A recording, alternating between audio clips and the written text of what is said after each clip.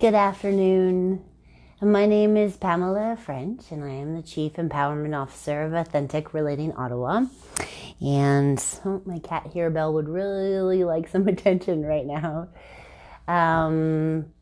Today is Wednesday, April 8th, 2020, and this is a coffee contemplation. And while I'm well finished my coffee for the day, I did make myself a beetroot latte in honor of our time together today.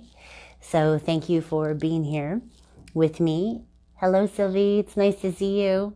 Looking forward to tonight. Tonight is an Authentic Relating Games Night online, and it'll be our second official games night online.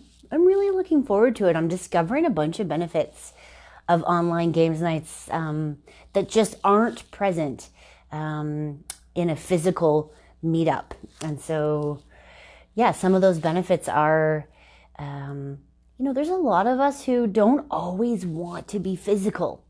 We don't always want to be hugged or hug others. And sometimes it feels awkward to say no thank you. Like if you're just not in the mood for that kind of interaction. Some of us also, empaths especially, and whether you identify with that word or not, when you're in a room full of people, if there's a dominant energy, like a nervousness or a tiredness or something like that, then suddenly you can find yourself feeling that way too. And definitely with the physical distance of us each being in our own homes when we connect online together, I find there's much less of that. And so it's almost like we leave more of the past out of the conversation and connection that we're generating when we're online, and we're really super present to what we're creating together in the moment when we connect. And Zoom has these breakout rooms, and it's really easy to pair or triple off or go into quads to play the games. And I call it play because I really do approach it with this sense of, let's try this and see what happens. There really is no right or wrong. And so I've been diving deep lately, noticing that as we enter this, we're well in the middle of is this the fourth week or the third week? I don't know. I've lost track of time. A couple of things I've noticed. One, I've definitely lost track of time.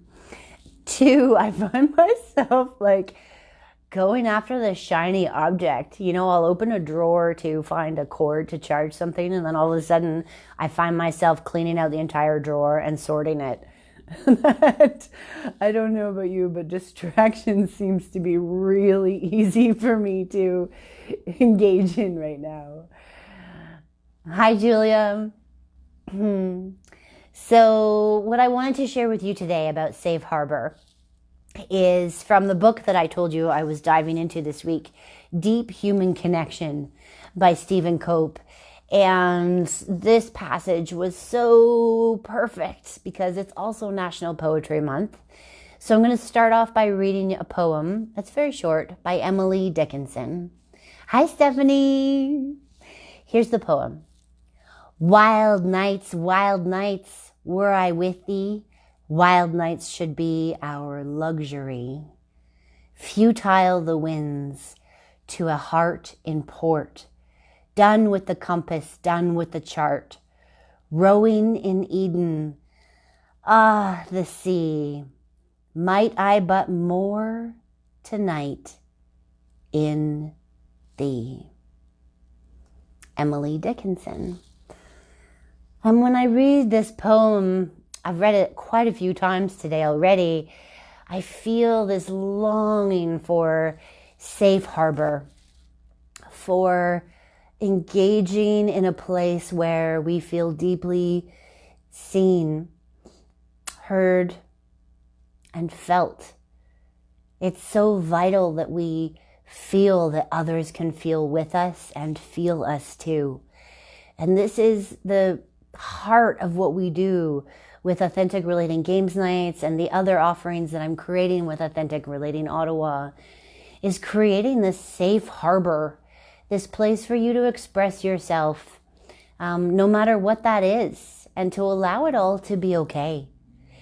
And what I've been experiencing out in the world when chatting with coaching clients and even looking at my own behaviors lately is this place that we're in of experiencing a level of global trauma, if you will, where so much of what we knew and felt comfortable and familiar with is no longer safe.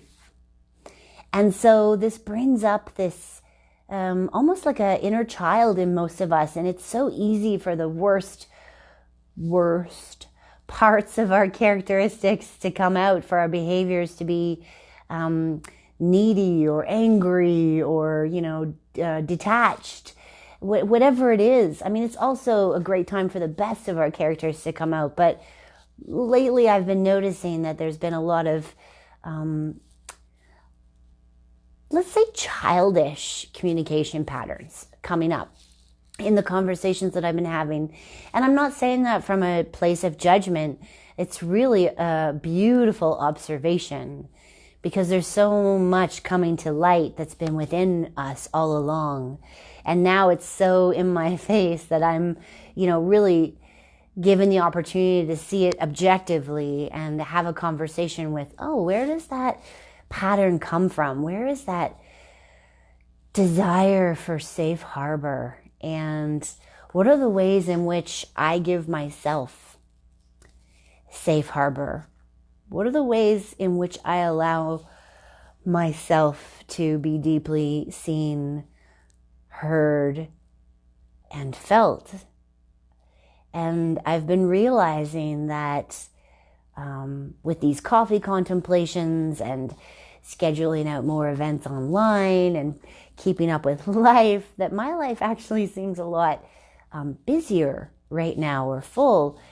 And I think my sense of needing to feel deeply felt, seen, and heard is actually calling for me to slow down a little bit more and dive even deeper into what is coming up for me and all that's happening, and how that transpires into the laboratory for living and tools I can share with you.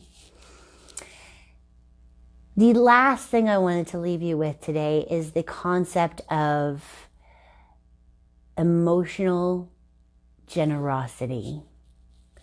I love the feeling of feeling generous. When I can be generous with my time and my attention and my resources, I feel like a woman on fire. And most of the time when I think about being generous, I think about being generous outside of myself to others. And yet I know that first we must fill our own cups. We have to put our own oxygen masks on first before we can help others. And so I wanted to invite you to consider what emotional generosity for yourself could look like and feel like today and in the coming days, and maybe over this long weekend if you're lucky enough to have some downtime or spare time or time that you can carve out for yourself to be super emotionally generous, to allow yourself safe harbor, a time to really feel seen and heard and felt by yourself first. And then see if that allows you a capacity to be with others from that place of emotional generosity, allowing them to bark orders if they feel frustrated and not do things that you've asked them to do. Not condoning things from a place of right or wrong, but emotional generosity allows what is to be what is without the need to change it first. And then dive into the conscious communication tools about what is and what's coming up. And I'm looking forward to crafting a course that will allow us to really cultivate a relationship with emotional generosity and what that could look like in practice for ourselves, and in our close relationships right now with the people that we're living with and spending a great deal of time with. I think emotional generosity is a characteristic, a quality, a tool that could take us to deeply rewarding places within ourselves and with our relationships. And as always, I am on the hunt for deeply rewarding so that I can share it with you.